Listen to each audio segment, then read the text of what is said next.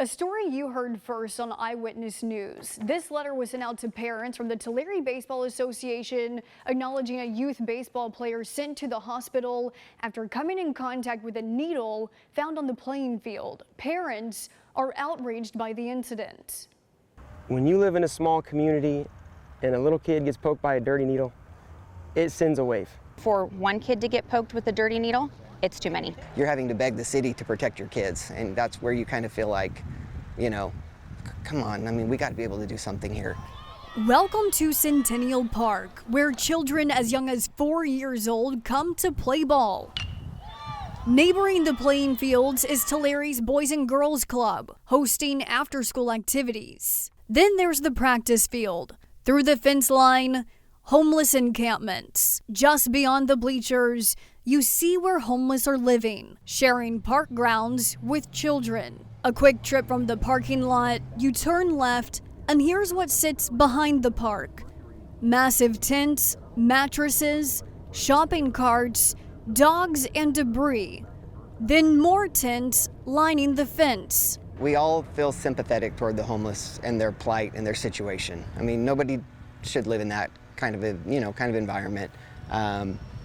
But there's got to be a better place than where they currently are. There's got to be somewhere that's not 100 yards from a Boys and Girls Club and 150 yards from a Little League park. Parents were notified last week by the Tulare Baseball Association of an incident where a youth baseball player found a needle on the field and was poked with it. That child was taken to the hospital.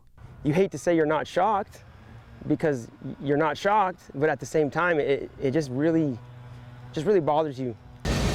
Parents say this isn't a standalone incident, despite locked gates, barbed wire, and no trespassing signs. Quite honestly, it's not going to stop them from trespassing. They're still doing that, cutting through the fence and getting through. And that's how things are getting into the ball field that shouldn't be in there. In a letter to parents, the Baseball Association describes unwanted trespassing as an ongoing battle that we have been struggling with for years, with little to no help from our city council. A coach says the responsibility then falls on him to scope out the park before games. As someone heavily invested in baseball, you don't want to see that at your ballpark. I mean, I have memories of playing with my buddies, and I don't remember looking for needles. The city recently passed an ordinance prohibiting overnight camping in parks. A city spokesperson says city staff has not started enforcing the ordinance yet. That will come once there's more clarity on emergency shelter options. For now, parents are speaking to their children to try and prevent other incidents. I can have that talk with my 11-year-old and my 9-year-old, and they understand. My 6-year-old daughter didn't understand. And so that was a difficult conversation to have. The parents hoping to see the city's involvement in the matter soon. It takes a major situation for change a lot of the time, and I think we have that, and now hopefully the change is coming and the city sees that.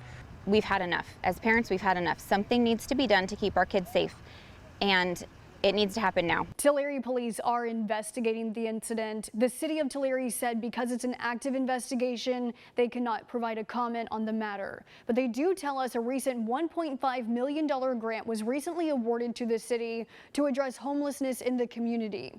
They tell us Centennial Park is a targeted area they intend to put some of the resources toward. I'm reporting in the studio, Kara Rucker, CBS 47 Eyewitness News.